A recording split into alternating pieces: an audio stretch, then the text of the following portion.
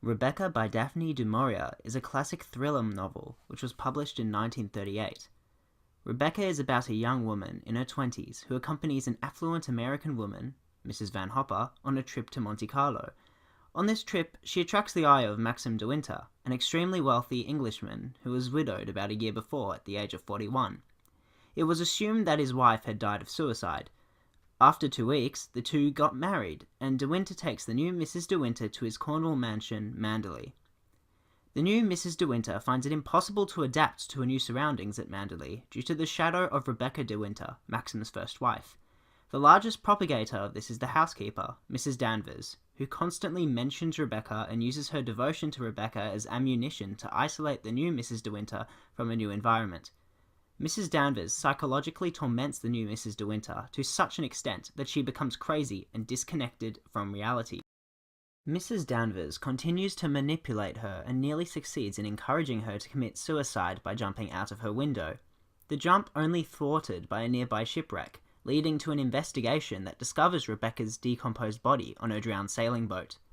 Mrs. Danvers had succeeded nevertheless in making the new Mrs. De Winter feel inadequate.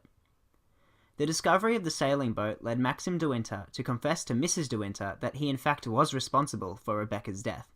Maxim notes that Rebecca was a flawed woman, a manipulative, loathsome, selfish and unfaithful woman who acted virtuous in spite of her lies. But with herself being manipulated to feel inadequate, Mrs. De Winter is not concerned by this information and is only comforted by Maxim's admission as it proves that he loves her. Following the recovery of the body, it is then revealed in London that Rebecca had in fact been suffering from cancer and would have died within a few months. Furthermore, her uterus was malformed, so pregnancy was impossible. Maxim says that he believes Rebecca manipulated him into killing her quickly, in order to avoid a lingering death. These sentiments were also echoed by Mrs. Danvers. Despite it being dark outside, Maxim De Winter has a bad feeling and is intent on driving home overnight to get back to Manderley as quick as possible. He returns to find the mansion is ablaze. In Rebecca, we as the reader are placed into a particular narrative perspective, the perspective of Mrs. De Winter. The story is narrated in the first person and in the past tense, so we can assume that Mrs. De Winter is recalling these events as personal experiences. Daphne du Maurier utilizes the shy and naive character of Mrs. De Winter in order to paint the narrative. Since we view everything from the perspective of Mrs. De Winter, we know that we aren't seeing the full picture and only what Mrs. De Winter wants to tell us. For me, the most significant occasion where this was clear was when Maxim De Winter confessed to Mrs. De Winter about his role in the death of Rebecca. It is very telling that Mrs. De Winter was more concerned about feeling validated in a bilateral marriage than the fact that her husband just admitted to murdering his ex-wife. This exposes the biases present within the narrative. If we read between the lines, we recognize that Maxim is never in the wrong, he is always the victim. To Mrs. De Winter, the wrongdoers are absolute in their conduct, who are in this case Mrs. Danvers and the spirit of Rebecca. Understanding this can open up the narrative to interpretation. Every time you reread Rebecca, you have more unanswered questions. The plot is extremely ambiguous. Maxim might not even be telling the truth. In fact, it's quite likely that he wasn't. The most mysterious happening in the novel is the characterization of Rebecca.